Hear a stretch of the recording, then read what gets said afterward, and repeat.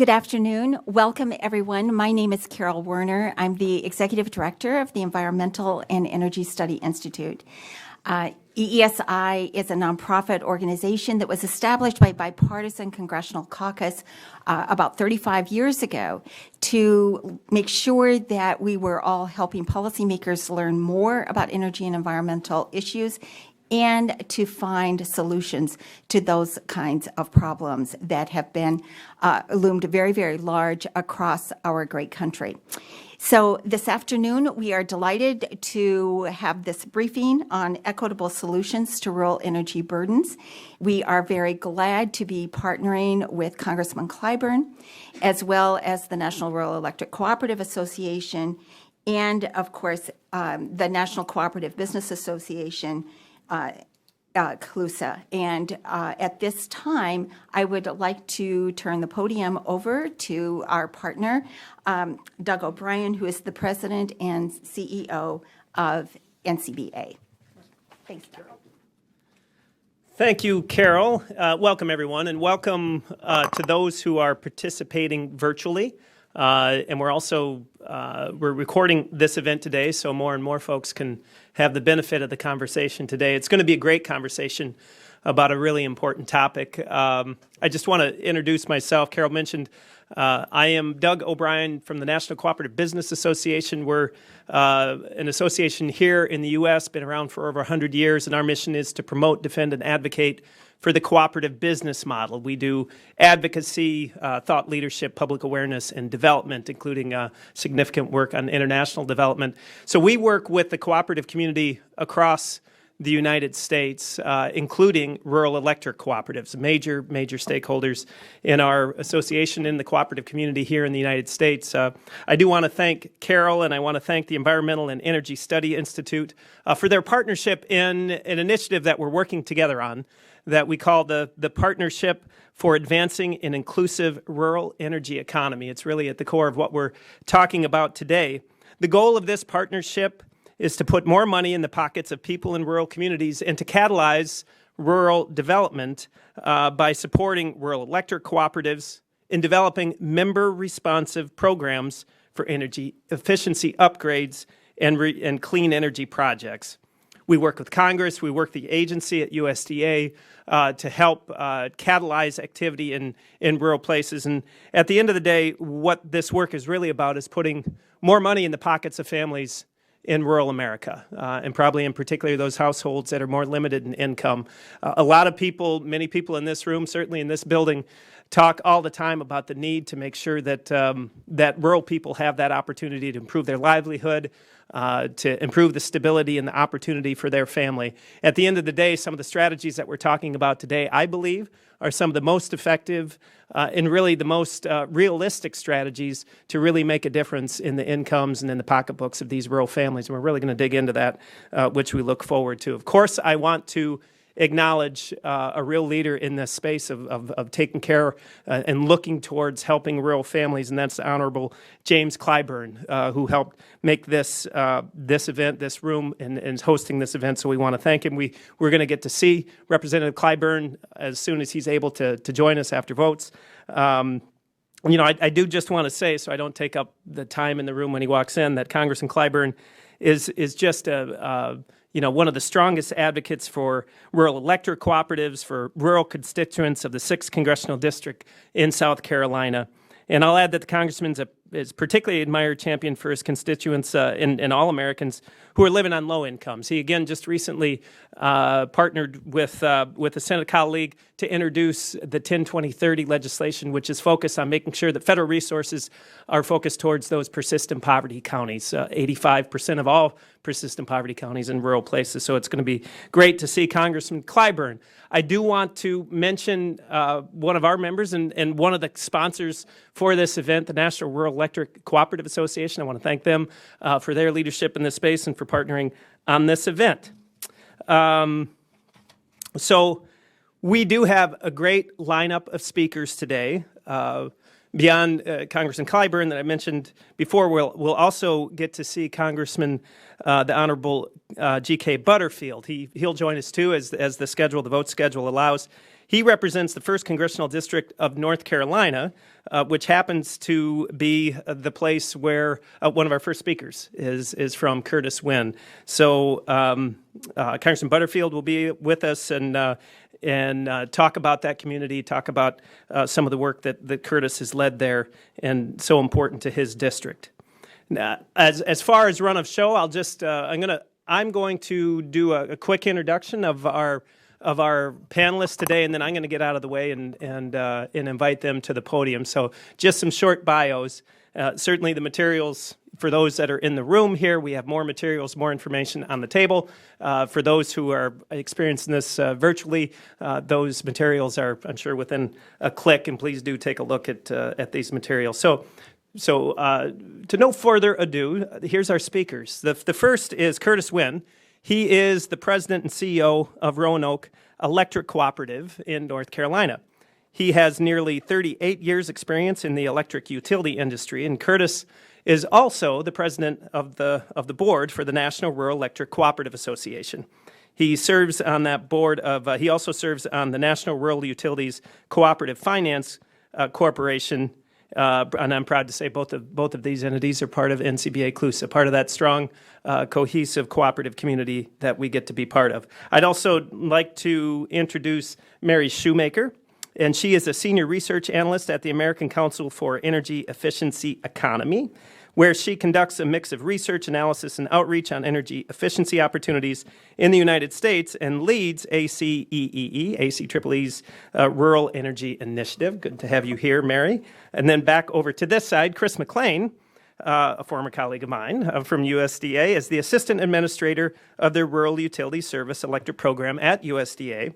He has served as the Acting Administrator for RUS, and Chris started his federal career as a Senate staffer and has served in a number of positions at RUS and at USDA. Good to see you, Chris. Glad you're here. Chad Lauder, back to my right and your left, is the CEO of the Tri-County Electric Cooperative. It's headquartered in St. Matthews, South Carolina.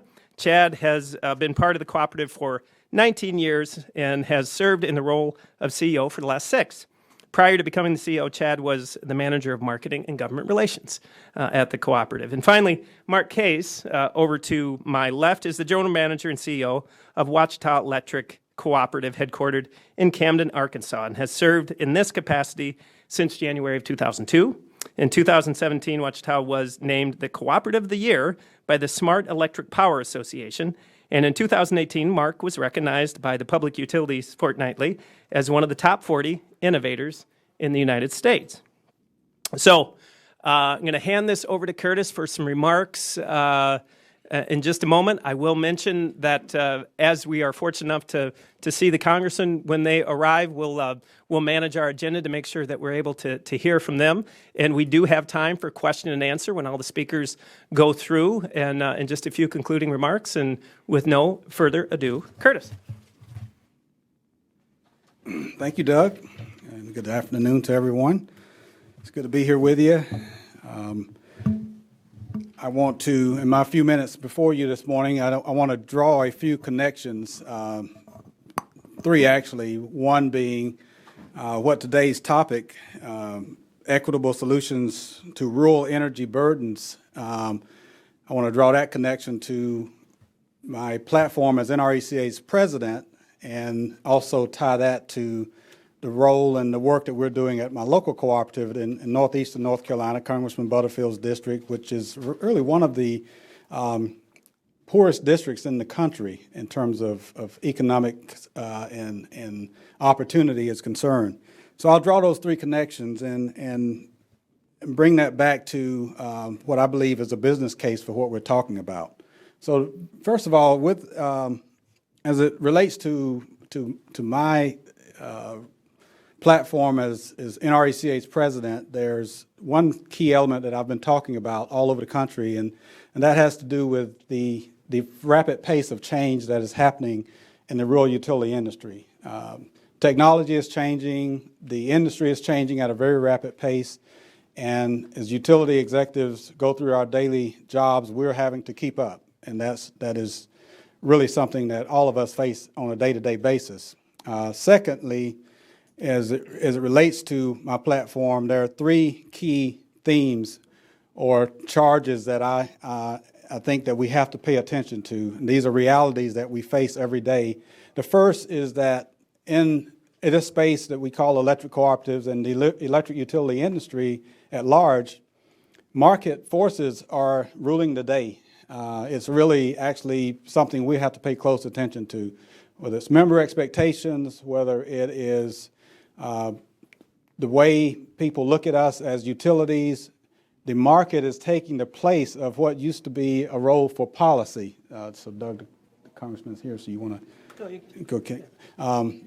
So what used to take the place of policy. So market forces are very important to us. That's one of the themes that we've been talking about and a reality that we face. The second is that, and this ties directly to what we're talking about today, is that the importance of efficiency and sustainability.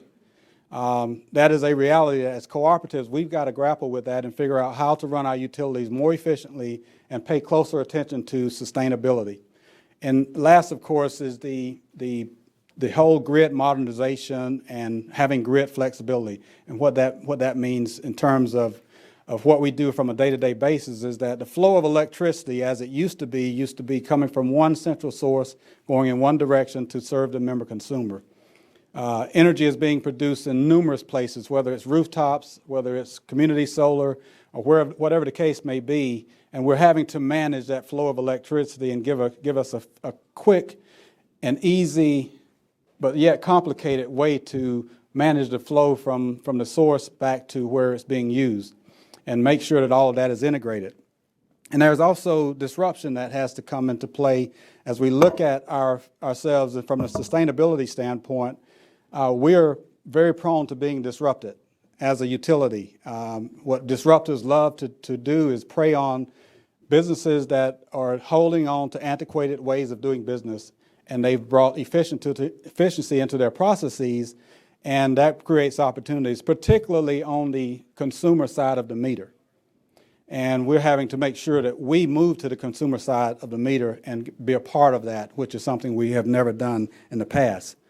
And we have to acknowledge that these are realities, we have to act on these, and we have to do it in a leadership capacity that we all have as leaders in this industry. So that is my platform, and I want to transition now to talk about locally how that platform ties to what I do on a day-to-day basis. Every day at Roanoke Electric, we're not growing as a utility, and we're trying to figure out how to survive as an organization. So the second reality that I talked to you about was efficiency and sustainability.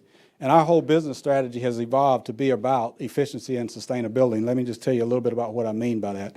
We're doing a whole lot with energy efficiency. We're basically making investments in energy efficiency. And we're also putting smart energy devices out into the consumer's home. We're also getting into the smart grid and automated metering infrastructure. And finally, we're doing distributed energy resources all across our system. But none of that is possible if we don't have a robust communication system in place, which has gotten us into the broadband business.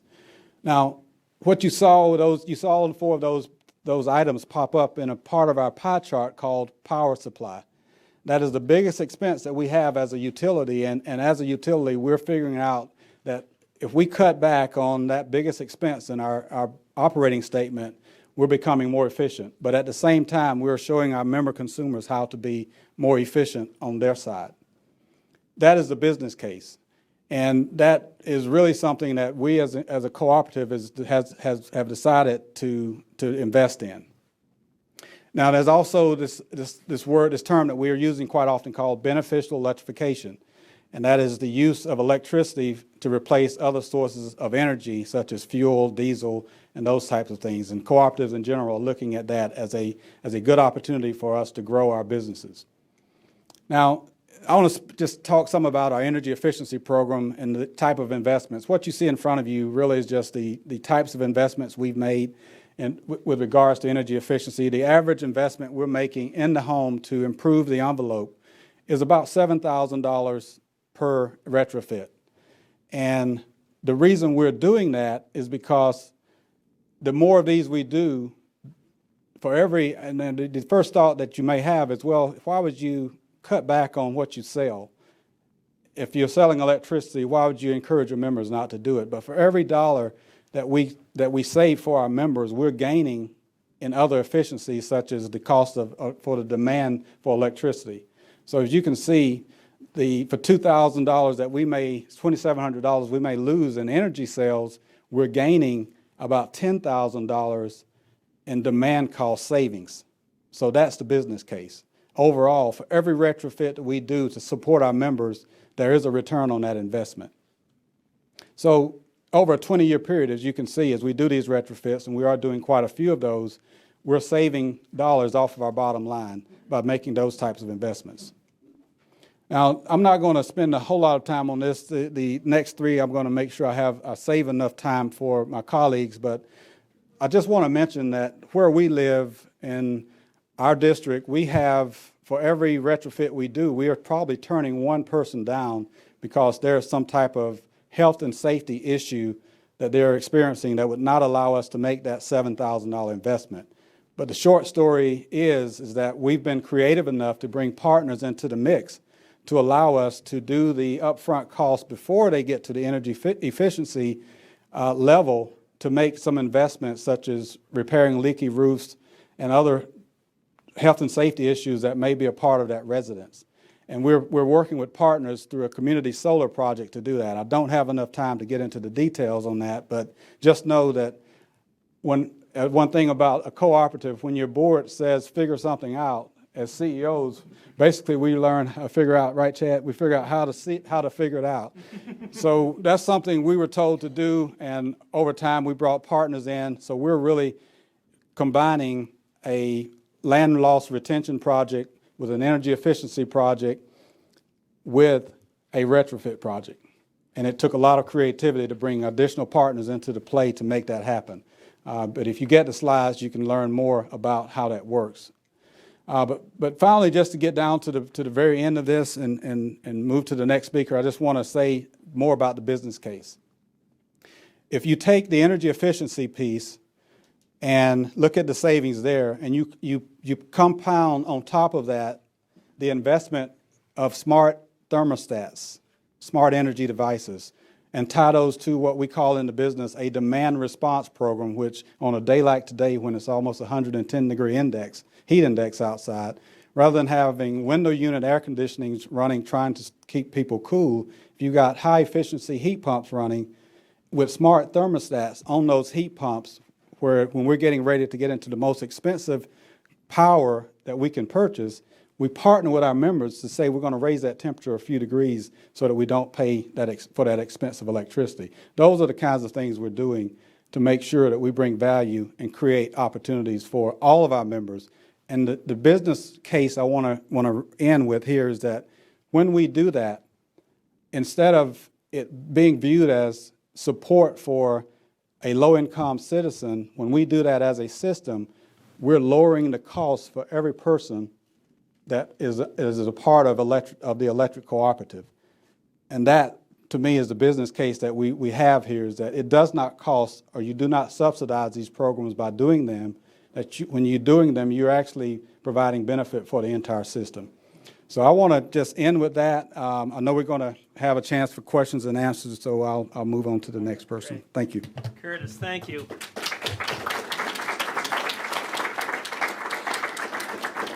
For so many reasons, I couldn't think of a better person to be the first speaker. Curtis Wynn, a real absolute leader in his cooperative in Roanoke, North Carolina, but certainly for the rural electric cooperative community and for cooperatives writ large. So really laying out that business case and the real results for the communities and the families of the cooperative. I'd like to introduce now is Congressman Butterfield. Did I got word that he's here? Very good, there he is. And he's someone who knows Curtis well. He represents Curtis and the other good folks from the 1st District of North Carolina, and invite him to the podium right now. Thank you, Congressman. Thank you. Thank you. Hey, Curtis. Thank you. First, let me apologize for the delay in getting here this afternoon. As all of you should know, we've been on the floor for the last hour or so doing the people's business. But thank you so very much for coming, and thank you for your profound interest in rural energy. This is something that we really, really, really care about in eastern North Carolina. I represent 14 counties in eastern North Carolina, northeastern North Carolina, and Roanoke is certainly an integral part of my congressional district. As such, I've gotten an opportunity over the last 10 or 15 years to get to know Curtis Wynn, and I can tell you that he is doing a great work there with Roanoke, and so much so that the National Association has now elected him as the president of the National Association. So he knows the subject matter, and when he speaks, we listen. And so thank you, Curtis, for your leadership, and thank you for all the great work that you're doing. Not only are they providing electric service to our rural communities, but they're in the space of broadband and so many other areas that are critically important to low-income rural residents. So thank you for coming. Thank you for the incredible work that you do.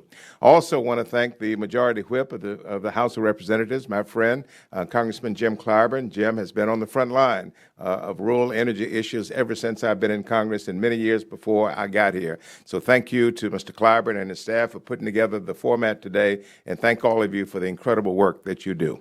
Thank you.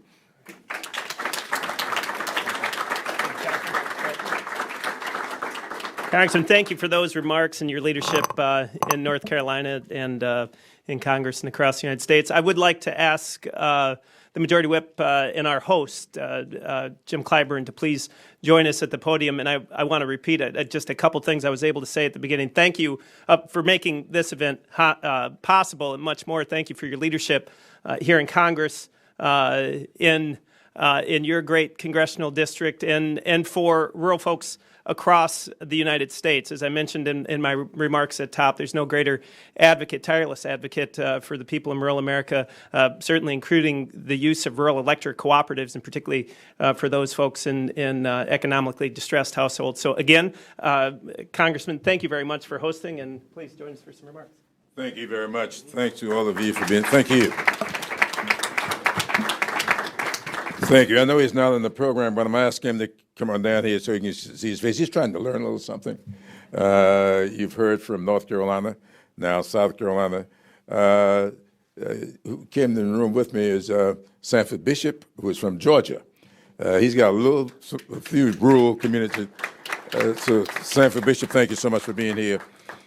Let me just thank all of you for what you're doing in order to make the greatness of this country affordable and accessible for all citizens. That's my mantra. That's what I'm living by. I mean, I live up here for one thing only, and that is to make this nation's greatness accessible and affordable for all of its citizens. It can be education, housing, and today we're talking about energy. One of the most interesting things for me, those of you in the co-op business, you may have read this book. It's a tabletop that was done by the electric co-ops in celebration of the 50th anniversary back in I guess it was 85. And the book was called The Next Greatest Thing. I keep a copy here in my office and one in my home in South Carolina. And that book's title came from a testimony given in a rural church in Tennessee, where a gentleman stood before the congregation and said, "The greatest thing that can happen for anyone is to have the love of God in one's heart. But the next greatest thing is to have electricity in one's home." And I think that, to me, gives rise to the next greatest thing, and that is to have broadband accessible and affordable throughout rural America. several years ago, when I was having one of my listening sessions, you hear a lot about town hall meetings. Every now and then I will have one when I'm sort of trying to keep faith with my caucus. I'll have a town hall. But I have a lot of listening sessions. I go around my district, and I sit down in rural churches, in other rural gatherings, and I listen. And one day, during one of my listening sessions, it came up to me that a lot of rural people in my congressional districts were having real challenges trying to pay their utility bills, simply because they were heating the bushes around their houses because of the lack of insulation, the clouds because it needed roofs, a lot of escaping underground that needed aprons under the ground. The HVAC system in their manufactured, South Carolina is number one in the nation in manufactured housing. And so a lot of this manufactured housing come with a lack of the proper insulation. And so I noticed that Chad and company started something called Help My House. And what they were doing, they were rounding up. Now, I should have known this because I'm a member of Tri-County Electric Co-op. I notice when I get my bill every month, there's always a round number. And that's always suspicious. Always a round number. But they had started this program that they call Roundup, where if your bill were $19.50, it becomes $20. My last bill was like something $02. So I contributed 98 cents to Roundup. And so I asked, explain this to me. How does this work? And why are you doing this? And that's when I was told exactly what was going on. That money was being gathered, put in a pot, and anybody as a member of that co-op could go into that little pot of money and do what was necessary to make their homes energy efficient and pay it back on their monthly bills. I said, this ought to be a national program.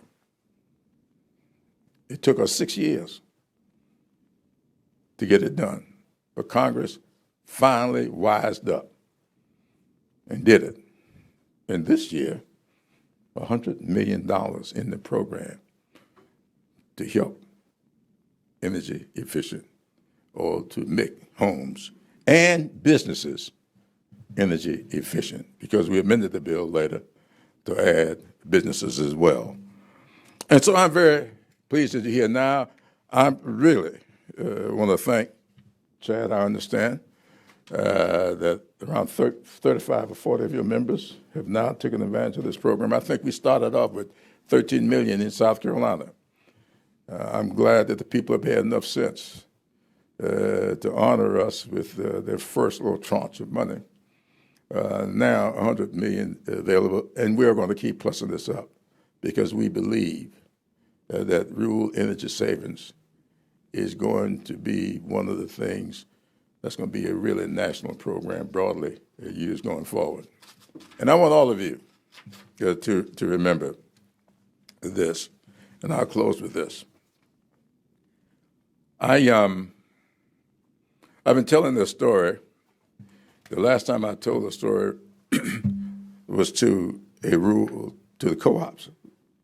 We had the national program up here several weeks ago. And I talked about a man who came up here who was a farmer from Chester, South Carolina. He was the national group of farmers because last year they borrowed money, and when the crops came, the floods came, and they lost their crops. Now, not credit worthy. So they came up to ask us, which we finally did, to be of assistance. But one gentleman was there, was from Chester, South Carolina. He says, now, Congressman, I came up here to talk to you about my cotton farm and ask you for some disaster relief. But that's not what's on my heart today.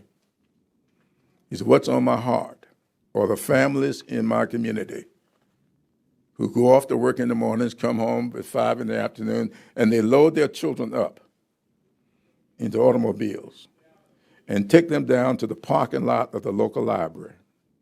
And they sit out in their automobiles to do their homework because that's the only place that they can get onto the internet. That should not be. That should not be. When I told the story to the co-ops, a lady came to me afterwards. She said, I just retired as a school administrator, and I just had a teacher to fail a bunch of students. And I went to him and asked him, why had he failed all those students? And he told me, she said, it's because they were all refusing to do my homework. And she asked him, well, how do you assign homework? And he said, I do it over the internet. She said, don't you know that these children do not have the internet in their homes? I didn't ask her what happened to those students. They had already failed. Something is wrong with that. So if our children are going to get properly educated, you got to give them the next greatest thing. If you're going to have telehealth in our rural communities, where in South Carolina we just closed 5 rural hospitals, we need broadband. You've done it. Co-ops have done it. You know how to do it for electricity, and I do believe God has given you what it takes to do it for broadband. Thank you.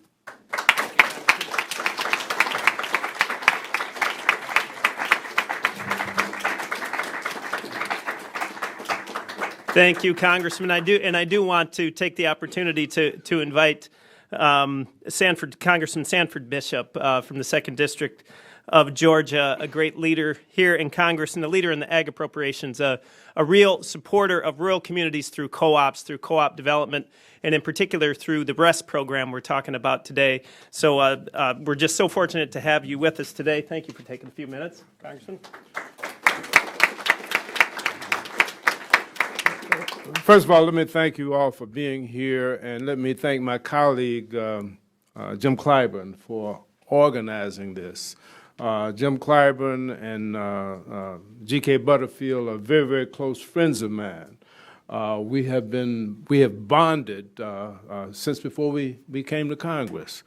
But I'm not going to take long. But I chair the Agriculture Subcommittee.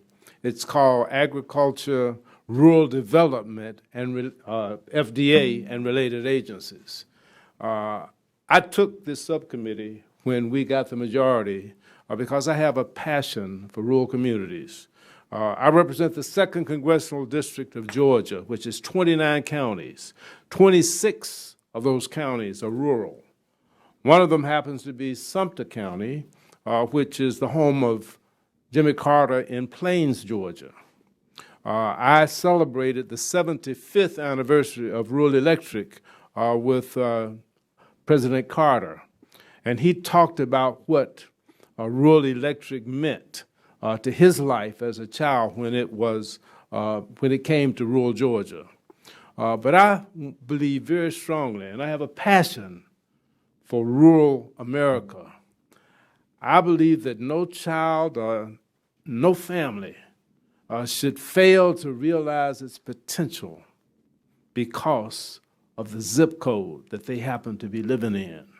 No business in rural America should be shortchanged because of where it's located.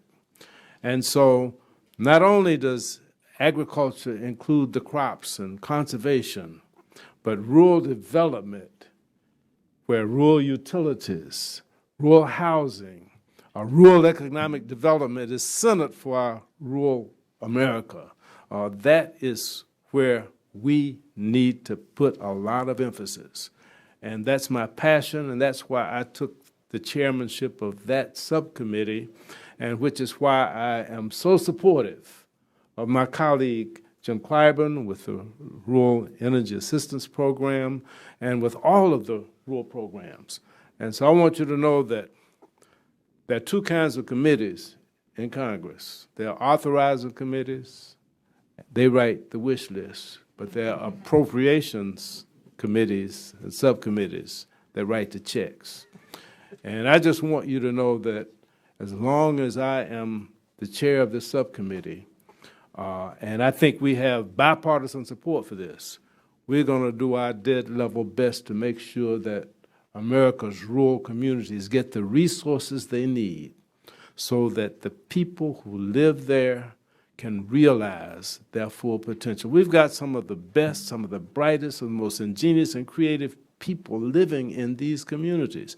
All they need is the opportunity and the resources, and we want to do our best to make that happen. You are an important, a significant part of that.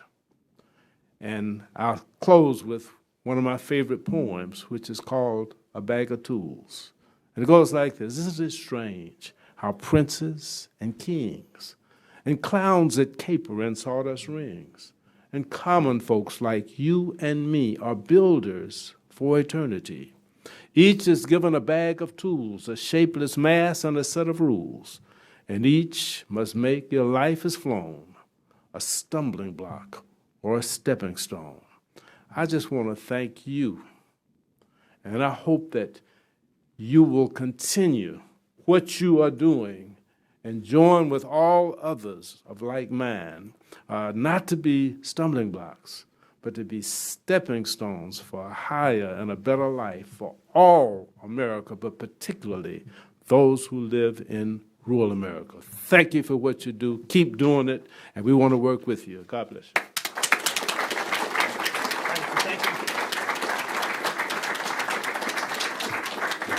Thank you for your leadership. Thank you for those remarks, Congressman Bishop. Now, next, we want to take just a very short video that really, I think, does an excellent job of kind of laying out some of the challenge, but also some of the potential and opportunity here. And this is from ACEEE, and the video is the rural energy burden. So if we're ready to run that.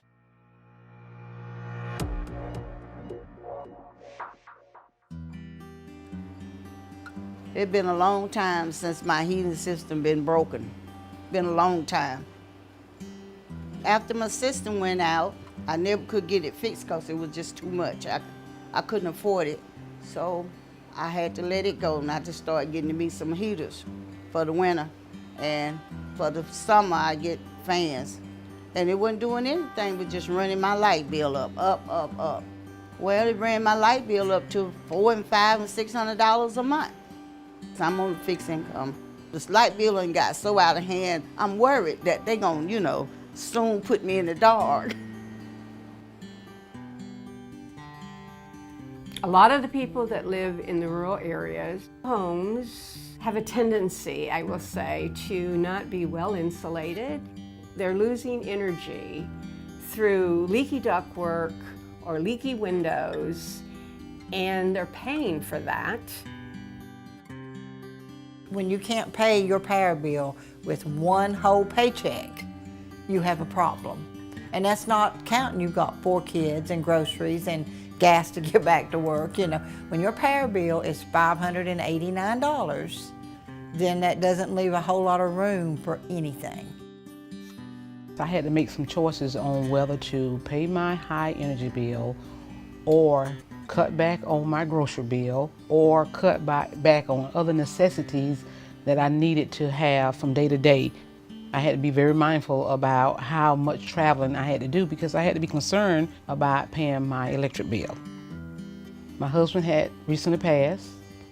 I was a widow and a single parent, and I was the only sole source income. I almost gave up, and I actually almost walked away from the home. And once I got introduced to this program, I became hopeful. The program that we operate, the on-bill financing program, it can be a quick turnaround to not only get the problems fixed, but to get the member into a comfortable situation. When the co-op sends us a bid sheet out, we come out and we see what we got to do to fix the house.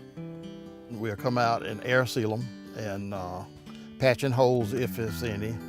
If they need another unit, we put a new unit in. We normally cut them down, the light bills in half, especially if you're in a manufactured home, the light bills are high. When you analyze my bills, there's at least a minimum of $250 a month in savings compared to what I was paying. I did not understand what being energy efficient was until they did this. I did not understand that I could save that much money if my house was energy efficient. I'm grateful for this program, and I just hope that other people will be able to benefit from it because it really did change my life. Yes, it really did.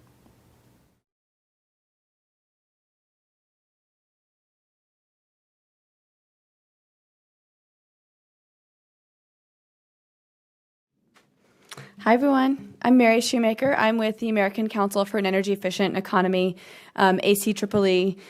Thanks so much for sharing that video. I think it just really drives home the tangible impact that energy efficiency can have on people's lives and in improving the quality of their lives. My remarks today are going to be to talk to you about how energy efficiency is one tool in the toolkit for improving rural prosperity.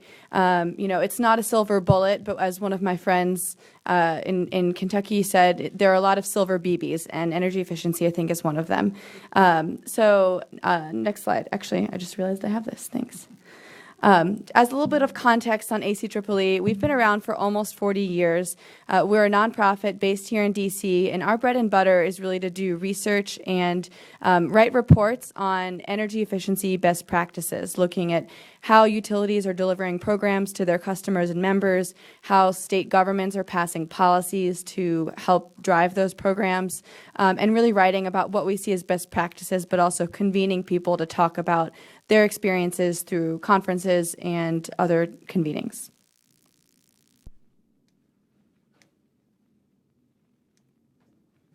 There we go. So I'm on ACEE's state policy team, but I also lead our rural energy initiative.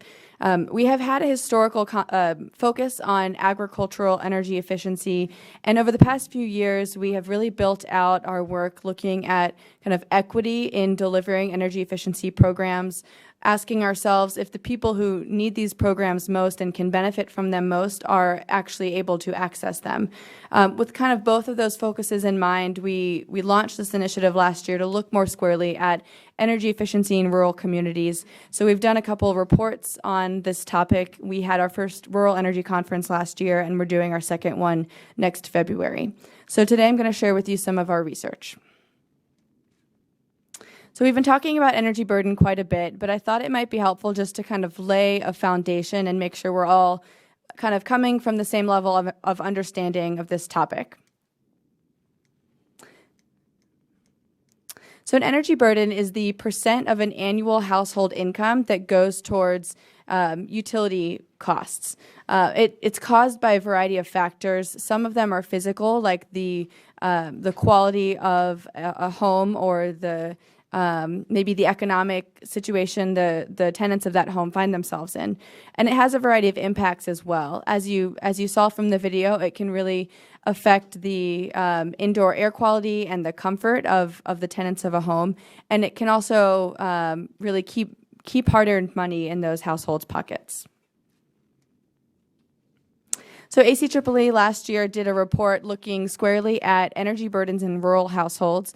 We broke down our data by regions, but just to share kind of some top-level takeaways, we found that the average rural household spends about 4.4% of their income on energy bills. That compares to about 3.1% in metropolitan households. So those are averages, but just from those averages, we found that rural homes pay about 30% more on utility bills than metropolitan homes. And that number will vary based on the region you're looking at, but it will also vary based on which demographic subset you're looking at.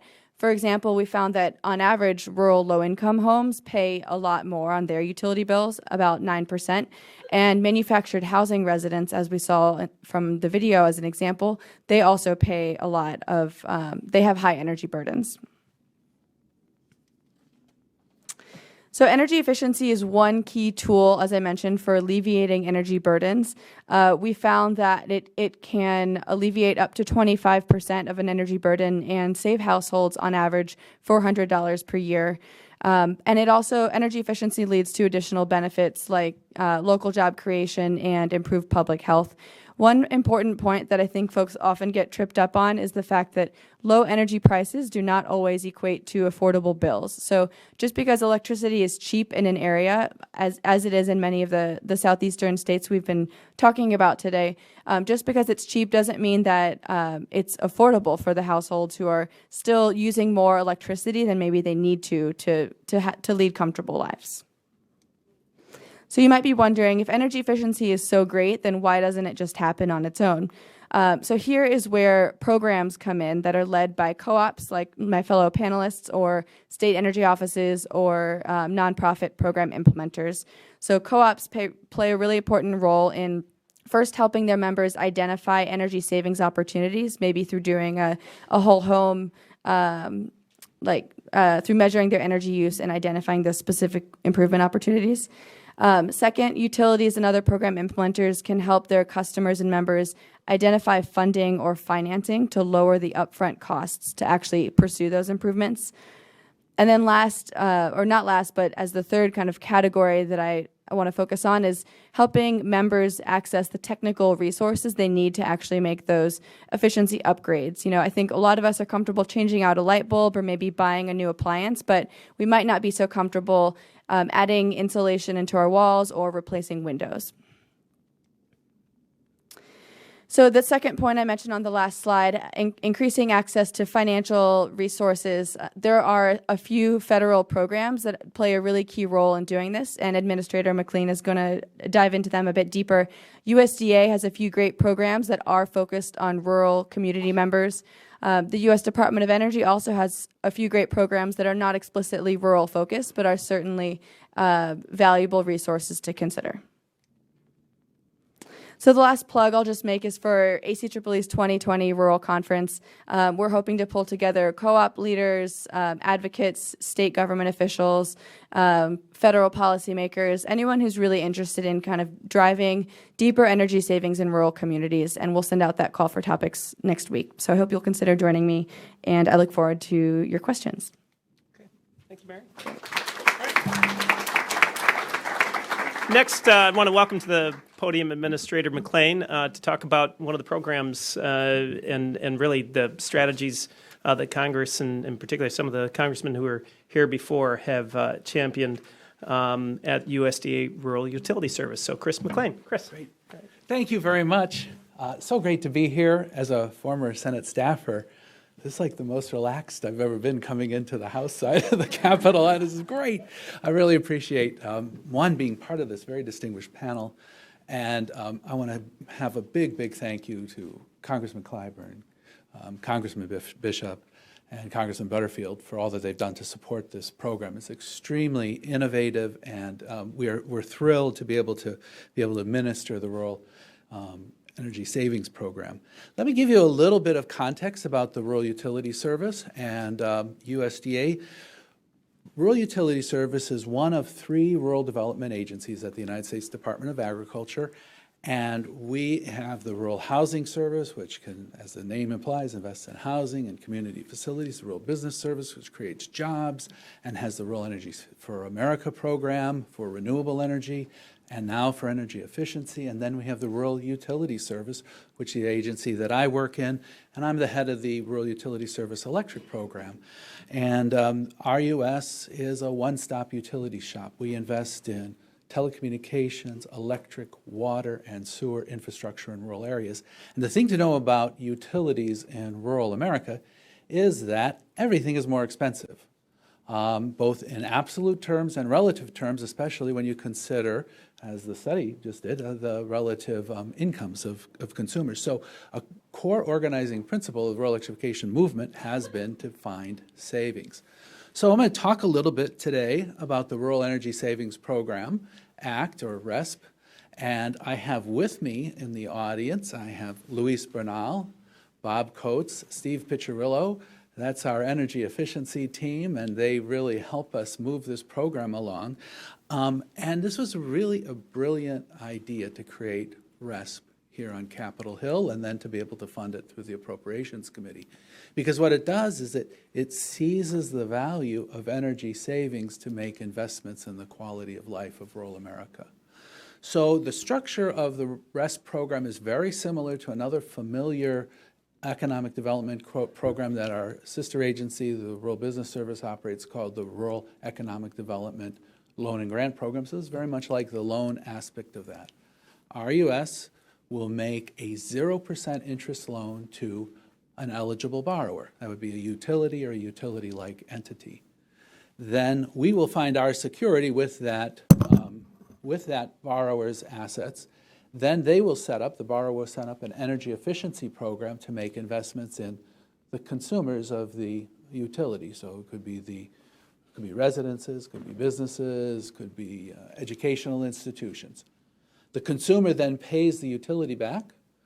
Our borrower pays them back through an on-bill financing mechanism. And that on-bill financing mechanism can be classic loan repayment, or as Roanoke did, a tariffed model, which does not have to rely on the creditworthiness of the individual consumers that are benefiting, or in case of a municipal utility, under called PACE financing, where your property rates, your property taxes are adjusted to reclaim that benefit. And then as the customers pay back to the utility pays us back. RUS will make a 20-year loan to the borrower, and then the borrower will then relend that money in 10-year increments, so you have a rolling set of energy efficiency improvements. And so think about what Curtis told you. They make an average $7,000 investment per home. I mean, think about how hard that would be, even in your own life, to come up with $7,000. Even if you can save money over the next 10 years, that's a big number to deal with an average consumer. So that's the power of capturing the economic value of those economic savings. So I'll go to the next slide. RUS has $100 million available, at least $100 million. It's actually in excess of $100 million right now under ANOFA, Notice of Funds Availability, which runs through the end of this fiscal year. And when that runs out, we will, depending on how the appropriations play out over the next couple of weeks here, we'll likely reopen that for another round of funding in the next fiscal year. We're right now very busy writing regulations. Luis and I, every day, I said, Luis, how are we doing on those regulations? And we're going through all the details, because over the last 3 years, we have run this program that we called On a Notice. And I saw Brandon McBride in the audience here. Brandon was our administrator of RUS on our first notice for this program, and we've done 3 of them under individual notices. Now the Office of General Counsel says, you need to have a standing regulation, especially now that Congress has made it clear that this is a lasting priority. So we're working on that regulation, and that regulation will, give all the details. 0% interest. Our customers can charge up to 5% to their customers. All right, so we're going to make a 0% loan to the utility. The utility can make a loan. They don't have to charge 5%, but they can charge up to 5%. And Congress raised that from 3% to 5% to make the program a little more attractive and allow you able to the utilities to recapture some of their costs. And Congress has tweaked this. They really care about this statute because they've tweaked it along the way. One of the big changes happened in the last appropriation cycle where Congress said, the full replacement of a manufactured home with an energy efficient manufactured home could be an eligible energy efficient measure. Now, we've tried to learn at RUS as much as we can about manufactured housing, and Bob actually has a lot of background in that area and has been talking to people in the industry. And we're working with some potential applicants that we're looking at that model. So it's pretty exciting. Think about the transformation of an individual's life to move from a 1960s era manufactured home to a modern energy efficient home and be able to finance that with the savings they would achieve on their energy bill. It's pretty profound and exciting. And another tweak that Congress made in the Farm Bill was to kind of expand our scope from electricity to more utilities. So it's a recurring bill, not just an electric bill, that those loans can be repaid. And then I will show you next here, this next slide. There we go. Oops. There we go. We've got about 14 loans where we have obligated funds. And you can see it runs the gamut across the country in size, represented here at the table as well. And we have a number of more in-house that we're working with. And then once we get that regulation published, we have a few that will be benefiting from the Farm Bill changes that we'll be able to address. And, 14 on one hand, this is one of our youngest programs, and it's a big decision for a utility to say, we're going to fundamentally change our view of the business from selling things to not selling things, and then take out a loan, because even though it's a 0% interest loan, it has to be paid back. And we need adequate security to be able to secure that loan. So this is a big decision. So in such a short period of time to be able to commit over $50 million of financing to these first early adopters is pretty exciting. And as these success stories roll out through the industry, we're getting more and more interest. We just had a webinar with NRECA members, 100 and plus participants, and we're still getting feedback and questions. So we're promoting this program further and further, and it's very, very exciting. So I look forward to your questions, and I thank you for everything that you do. And again, thank the members of Congress and the staff for being so supportive of this great program and our great agency. Thank you. Great. Thank you. Thank you, Chris. I'd like to now bring another leader of a rural electric cooperative that is in Representative Clyburn's district in South Carolina. Chad Louder, the CEO of the Tri-County Electric Cooperative. Chad. Thank you, and thank you for having me here on this distinguished panel. After following up Curtis, I really don't know if I need to say anything because he kind of wrapped it up. What I am going to speak about is the co-op in general and why we look at these programs. I started my career 19 years ago as a guy that crawled underneath these homes to find out why the power bills are so high. As you learn in the co-op world, you do whatever you're asked to do. A lot of times it's all kind of stuff. So I remember distinctively the first couple of years I was there seeing these homes, the age of the homes, the conditions that these homes are in, and just how high these power bills were. And what you learn quick as you look at the power usage, your members that are at the lowest income levels usually had the highest power bills.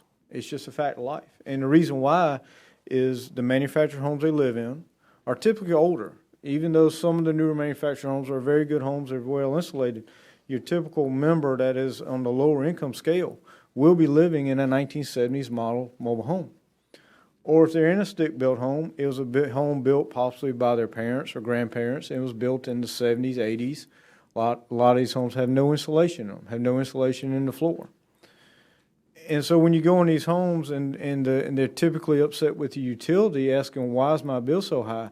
Are you charging me more than your neighbor, or than their neighbor? And you have to tell them, no, we're not. Your rates are the same. Everybody's paying the same amount for power. The problem is they're using twice or three times the amount of energy that their neighbor is, and it's due to the home they're living in. One instance that sticks in my brain even after so many years of doing this was a lady as a single mother in one of our service areas. She had called crying because she couldn't pay her power bill. Well, what does the co-op do? You know, we don't just say nothing. We'll go out and try to find what the problem is. That's what we're here for. We're here to solve the problems of the members. So went out there, looked at the home, couldn't really find what was going on. And finally I said, man, where's your heating for the house? Well, my heating unit broke 10 years ago, and we just opened the stove up and heat the house with the stove. And if you've ever been in a house where they're heating the house with a stove and smelled the smell that you smell in the house, you cannot believe what you're seeing in front of you. For one thing, she has 5-year-old kids running around the house with a stove wide open heating the house. And it sticks in your brain when you see this, and you wonder what can be done.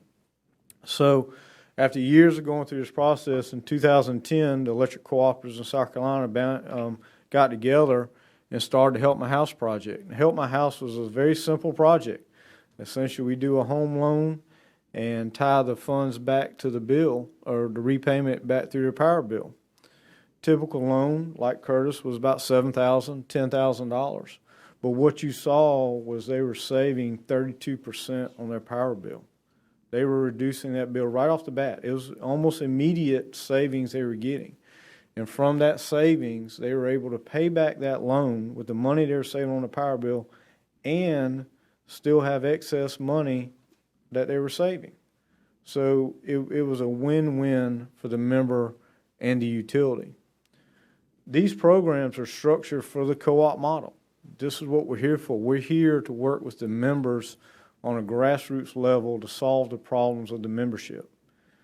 Electric cooperatives of South Carolina took that, talked to Congressman Clyburn. Congressman Clyburn recognized the significance of this program and brought it to Washington. And now you see the USDA program that we just talked about is there. And Tri-County, actually this month in August, or next month in August, we'll be rolling out a new program to our membership, in which we have $2.5 million that we're going to roll out in energy efficient loans to our members to save them money on that power bill. Now, it does cut down the usage, but it reduces our wholesale power bill. So it is a win-win for not just a member that gets that energy efficient upgrade to the home, but it's a win for all of our membership, because when it reduces what essentially is 75% of your cost is wholesale power.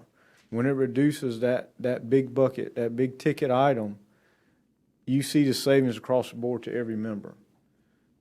On the environmental side, what you see is you may not have to build that next generating station. You've just reduced your peak. If you have enough of these on your system, you've reduced that peak. And that generator, you may not have to build. So environmentally, you're reducing how much generation you have to put out there to supply power to the members. I can't really think of any better program that the co-ops can offer other than possibly broadband. And I think that's coming down the road as co-ops look at this, as take the leadership into their areas to see where they can help with broadband. You know, co-ops were formed in 1940 to bring a service to an area that was not being provided for. People were in the dark in 1940. Co-ops ran this power to the membership on the backs of the members bound together to do this.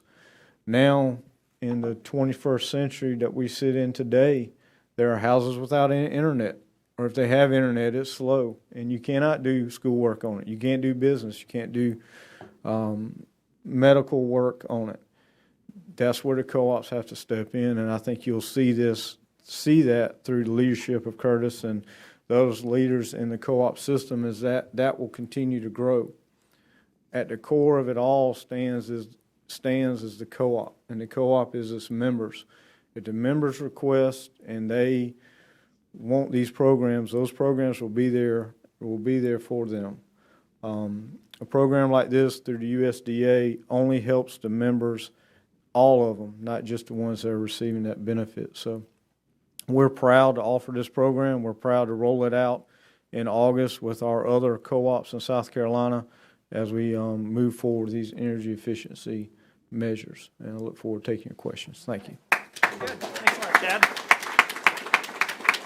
Chad, thanks so much for really, I think, tying a lot of these important ideas, laying out that business case one more time, building on the policy case that the congressman talked about. We get to hear from one more leader of Cooperative, Mark Case. Please join us at the podium.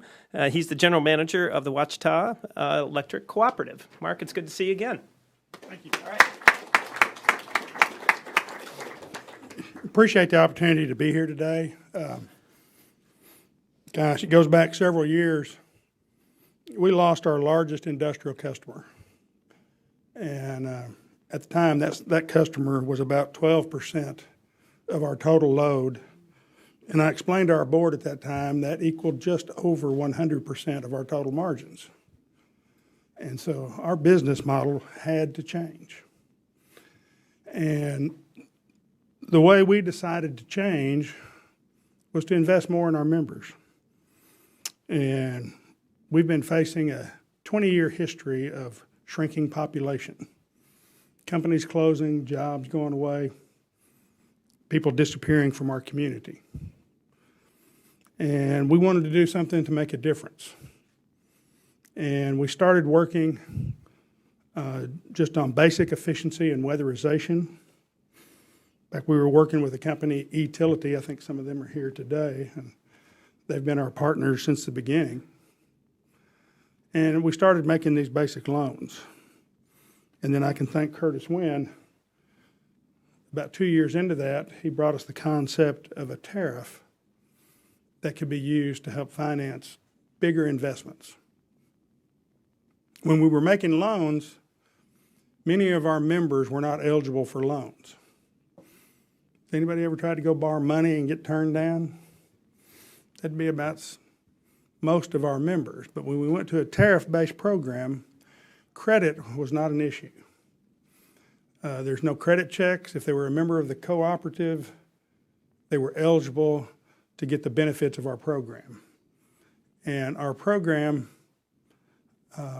now includes basic weatherization, duct sealing, insulation, air sealing, and new heating and air systems. And similar to Roanoke, we're averaging now about $7,500 per home. But the unique thing about the tariff is we were now able to go into properties that before were never eligible.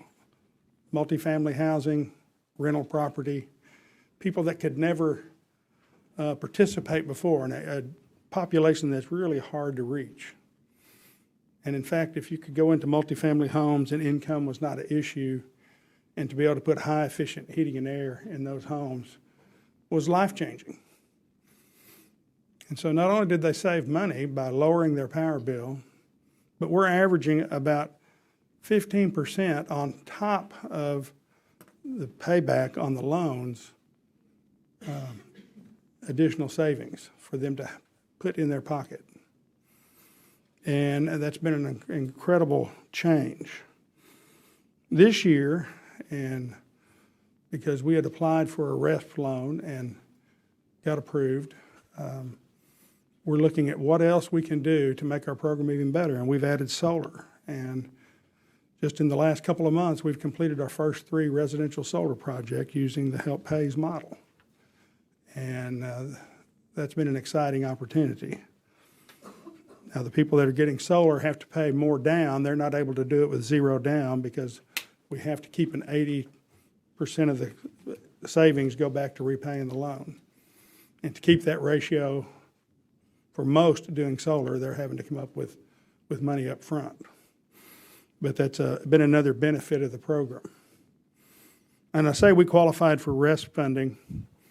As you heard earlier, that's at 0% interest.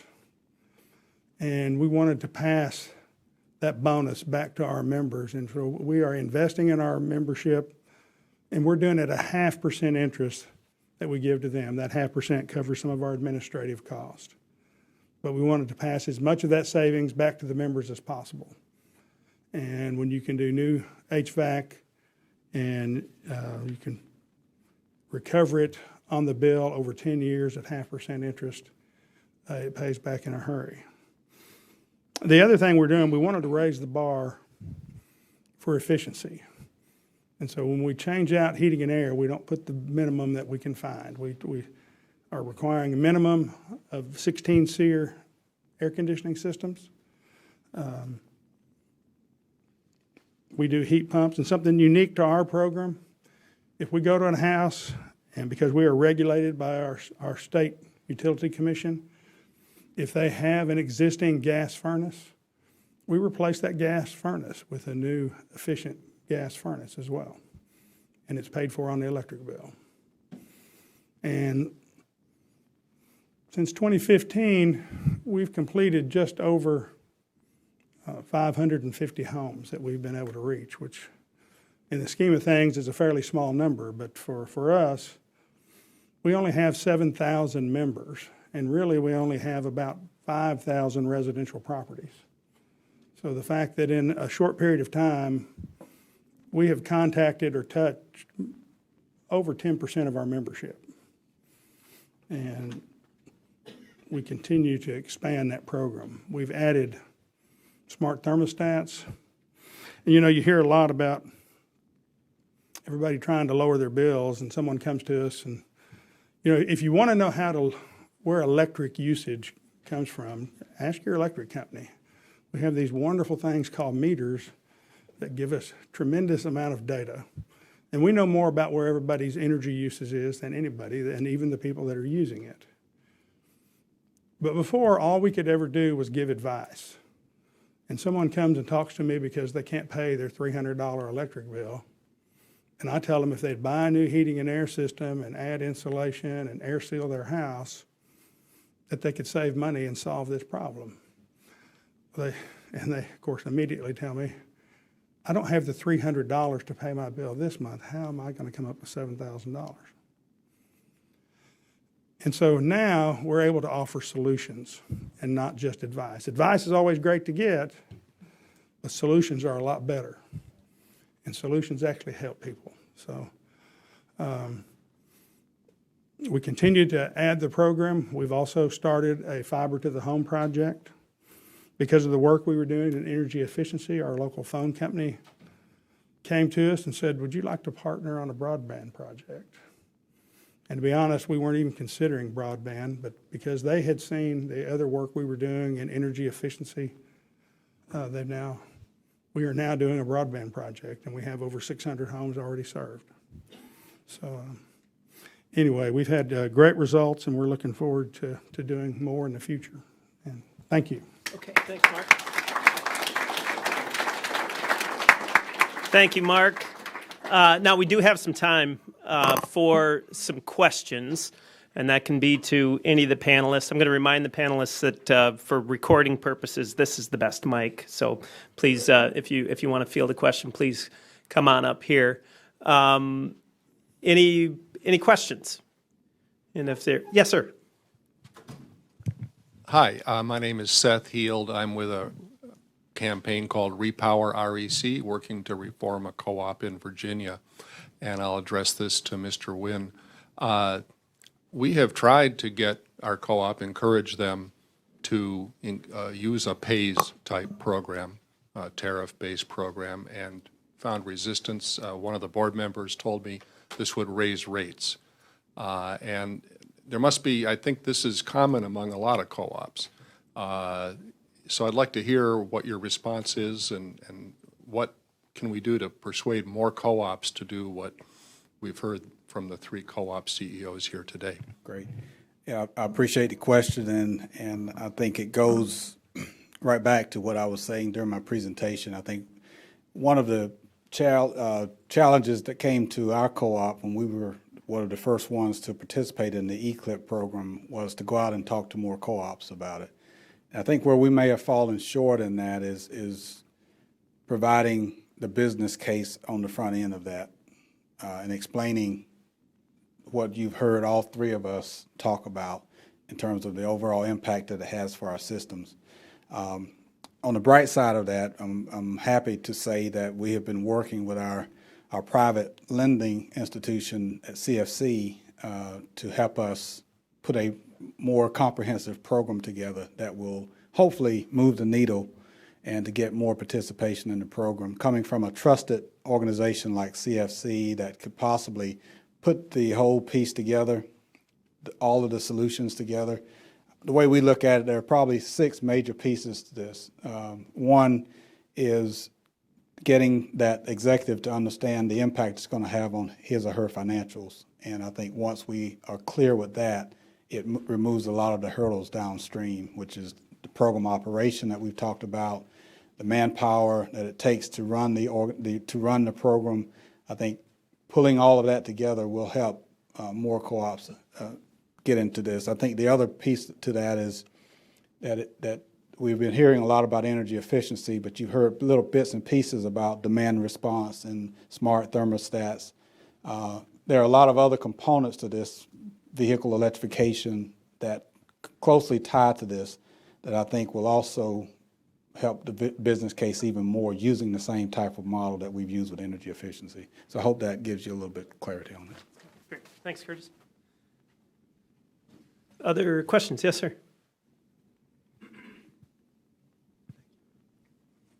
So obviously, the co-ops and you guys have shown how these co-ops help people on a micro level and how the individual and individual families are greatly helped by co-ops.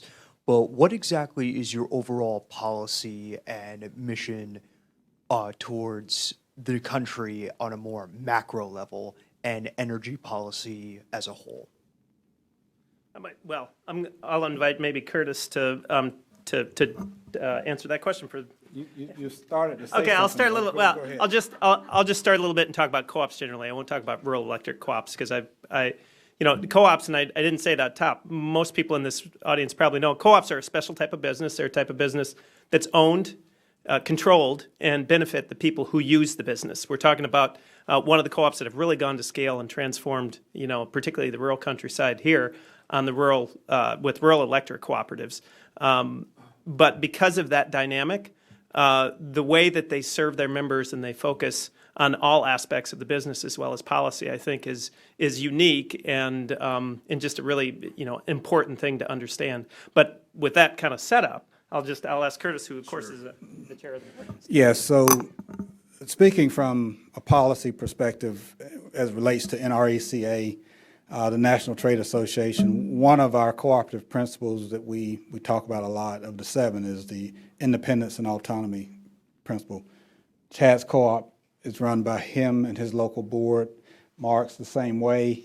They have local decisions to make. When it relates to the National Trade Association and a policy perspective, we have a very diverse membership of over 900 co-ops, ranging from distribution co-ops to generation transmission type cooperatives.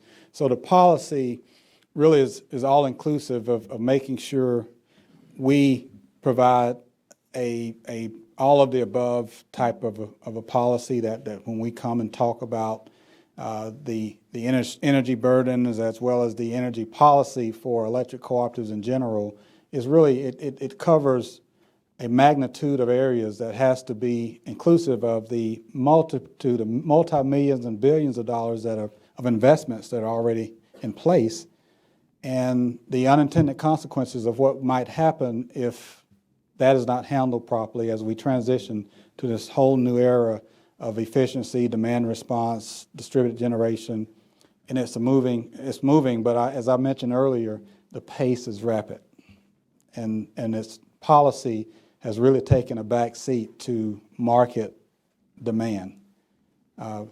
Corporations, businesses, individuals, household owners are pushing co-ops and pushing the whole utility industry at a pace that's much faster than policy ever could.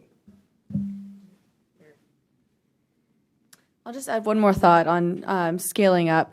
So I think one important component is really making sure we're elevating these successful program models and putting them on the radars of other co-ops who are not currently offering energy efficiency programs but could be interested in doing so. That's where USDA's RESP program is so invaluable, and it's important to make sure co-ops are aware of this important financing stream. But to your question about policy, I don't have the perfect solution, but I will just say that state energy offices and their association, state governors, as well as the National Governors Association, are all thinking about how their members can most effectively serve rural communities. And I don't always think that energy efficiency is at the forefront of their minds. And so that's something I'm trying to do, is making sure we collect examples of looking outside the co-op space, look at state energy offices and governors who are effectively prioritizing energy efficiency as a tool for helping their rural constituents. Okay, thank you, Mary. I think we have time for one more question, and maybe we'll go over here. Sorry, and I'm going to, as you're heading, well, two more questions, and we'll go here, and then we'll go over here. We'll make them fairly quick, and I'm going to guess and speak for the panelists that they'll be available for the people in the room here, and they're also, you'll be able to find their contact information for those virtually, and they'd be happy to continue the conversation. But please. Great. Zach Valdez with Hispanics in Energy. I have a question about what's the default rate on a lot of these loans y'all are handing out? Does that happen pretty often? And also, how do you, I think this is a really good opportunity for a regional perspective that is often overlooked. And I think that I'm originally from Texas, and I don't know that this is really the model for every state, but maybe for some of these more rural ones. No, I appreciate that question. I mentioned earlier that we've completed almost 550 homes, and we've had one house that defaulted, and that's when it was a loan and not a tariff. Since we've used our tariff model, there have been 0 defaults. And that's the strength of the tariff, because even if someone moves out of the house, which happens a lot of time when there are uncollectible accounts, we've invested in the property and not in the individuals. Someone else moves in. Because it's a tariff, it's part of that location. And utilities everywhere have tariffs for their rates. The energy efficiency tariff is specific to each location, and it depends on the amount of investment we've made. But we've included some local school districts. We're working with our county now on new heating and air for the county courthouse. It's a 100-year-old courthouse. And rural counties and schools are in the same situation as rural residents. They have limited access to funding, but if we can help those groups, it helps all of our members. And the default rate has been almost 0, 1 out of 550, and we're doing pretty well. Thanks, Mark. Okay, last question. Hi, Emily Rampone, Senate Budget. I'm assuming most of you saw the recent study that just came out of Chicago showing that wealthier communities are actually subsidized by poorer communities because they're more likely to be using electricity during peak hours. And I was just wondering if anyone has any potential solutions to that dilemma.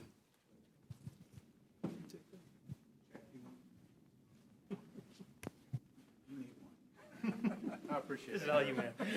You gave this one to me. Okay. You know, the idea of peak and off-peak, if you had the ability to control your usage and you reduce your usage off-peak and not use it, or reduce your usage during the on-peak situation, it reduces the wholesale power costs. But right now, most utility rates are the same across the board. It's not on a demand type basis or on a peak, non-peak ratio. There are some rate structures that are going to that extent, to where you're putting in an hourly type demand on each resident, and then that person pays for that. Right now, that's not the case. So whether most co-ops across the country and most utilities across the country, you pay the same rate no matter when you use it, whether it's 5 o'clock in the afternoon or whether it's 12 o'clock or midnight. You pay the same amount. Rates are changing. And I'll be the first to tell you, Tri-County is a small rural co-op. In South Carolina, we are about midstream, 18,000 meters. We're looking at changing that. We're looking at changing how we bill members. Rate structures are going to have to change. Most people need to understand your rates that you're paying now were designed in 1940, when cost of electricity was probably 2 cents a kilowatt hour. Now it ranges anywhere from 25 cents to 10 cents and everywhere in between. You're going to see these rate structures change to where members will be able to take advantage of when they use electricity. I firmly believe that the future of electricity or future of charging members will go to more of a time of use where if you do not use energy during this period, costs will be very low. If you choose to use it, costs will be high. So the more co-ops can educate their members of when to use it and when not to use it. And I think that's when you get into the demand response components of putting in smart thermostats, putting in water heater switches to where you're telling members, don't use it now, use it an hour later, and they will see that benefit directly on the bill. Right now, is the benefits in the wholesale cost, so members don't actually see it on a monthly basis. They see it on a long term, but in the future, they will actually see that on a monthly basis. So they say, let's just say somebody's at the house and they can choose to wash clothes at 8 a.m. on a February morning. In Tri-County system, you don't want to do that. That's the highest usage during February is between the hours of 6 a.m. and 9 a.m. If they shift that down to 11 a.m., they will see that direct benefit on the bill. So your question of do they subsidize one or the other, you try not to, and I don't think you really see that directly right now. But I think in the future, you're going to see these rates change or the rate structures change to where the members actually have physical control of when they use it, and then they can actually control how much they're paying for electricity during the time and day. Did that somewhat help out? All right. Thanks, Chad. Chad, thank you, and thanks to all the panelists. I just have just a couple concluding thoughts, a couple things that I heard because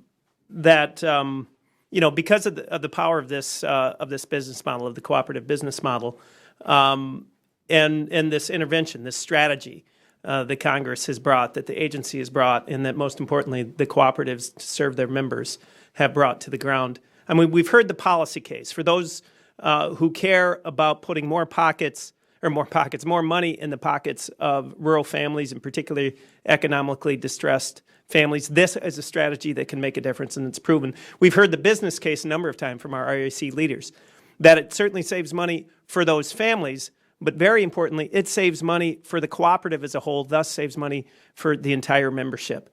So we've heard that business case.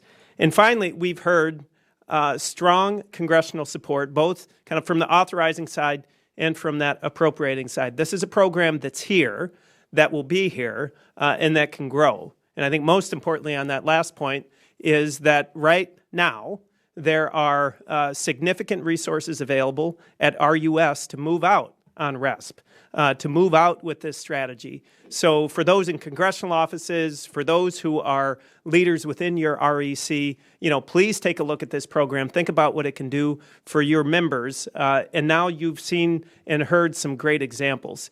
As I mentioned, the panelists are going to be available right now, but I'm sure they would be happy to answer questions, virtually in the future with their contact information.